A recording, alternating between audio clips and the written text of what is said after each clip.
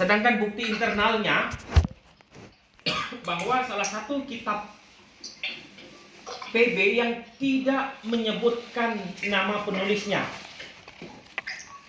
Ya. Biasanya kitab-kitab PB yang lain, misalnya dari Lukas, dari Paulus, hamba Tuhan yang dipanggil khusus, ya. Tetapi dalam kitab Ibrani tidak ditulis, ya, atau tidak menyebutkan siapa nama penulisnya. Tetapi dari tulisan kitab Ibrani ini, ya, bahwa orang yang menulis kitab Ibrani ini adalah orang yang punya intelektual yang tinggi, ya, dan sangat dikenal oleh penerimanya. Ya, yang pertama bukti penulis kitab Ibrani ini punya intelektual yang tinggi, bahwa dia paham tentang perbedaan teologi Kristen, ya, teologi para pengikut Yesus dengan membandingkan perkembangan Yudaisme. Ya, ini yang dimiliki oleh penulis kitab Ibrani ini, kemampuan dia untuk membedakan mana teologi Kristen dan mana perkembangan dari Yudaisme atau ajaran Israel, ya.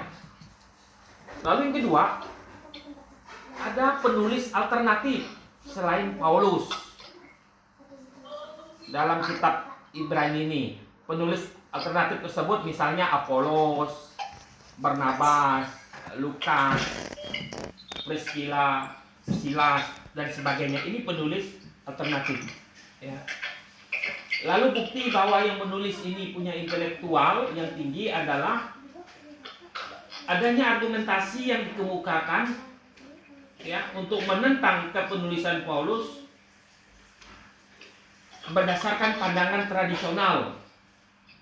Ya, misalnya tidak ada namanya, ya. Bahkan Paulus mengatakan ia adalah rasul untuk orang non-Yahudi, sehingga membuat janji-janji itu untuk jemaat non-Yahudi.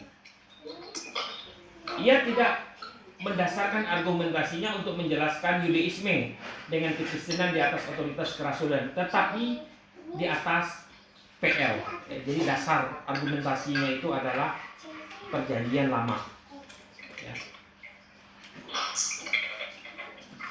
Lalu pandangan tradisional, ya, oleh Rasul Petrus menunjukkan bahwa Paulus yang menulis surat ini kepada orang Yahudi yang sulit dipahami. Ya, ini hal yang berhubungan dengan kepenulisan kitab Ibrani yang sampai hari ini belum dipastikan siapa penulis yang sebenarnya. Tetapi sekali lagi, ya, bahwa siapapun penulis surat ini, Allah tahu bahwa ini sebuah kebenaran. Ya, ini salah satu mengapa kitab Ibrani disebut kitab yang istimewa, masuk ke dalam pengganonan, tetapi penulisnya belum dipastikan. Kalau pandangan saya pribadi, ya, lebih kecenderungan penulis ini adalah Paulus. Ya, Paulus. Tetapi saya tidak mengatakan bahwa ini adalah Paulus, hanya tafsiran saya. Ya, silakan mahasiswa mengkaji, ya, meriset, baik melalui kajian kepustakaan, ya, kecenderungannya kemana, ya, nanti disimpulkan saja, ya. Saya hanya menerangkan. Baik, ada pertanyaan yang mengenai kepenulisan kitab Ibrani. Silakan kalau ada pertanyaan. Belum ada, ya? Oke, baik. Kita lanjut kepada waktu penulisan.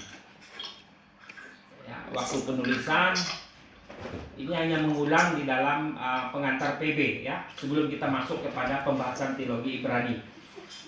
Jika Paulus diakui sebagai penulis, maka waktu penulisannya sekitar tahun 64 sampai 67 ya. Lalu mengungkapkan aktivitas penyembahan di bait Allah ya, yang masih berlangsung.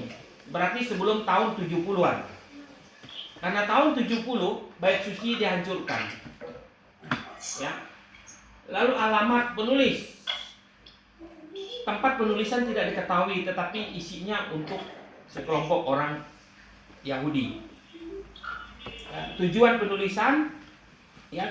penulisan adalah menunjukkan keutamaan Kristus di atas semua sistem yang ada di dalam perjanjian lama. Ya. Dan yang paling penting bahwa dalam kitab Ibrani, orang yang mengundurkan diri dia tidak memiliki keyakinan iman. Ya, jadi ini yang penting di dalam kitab Ibrani.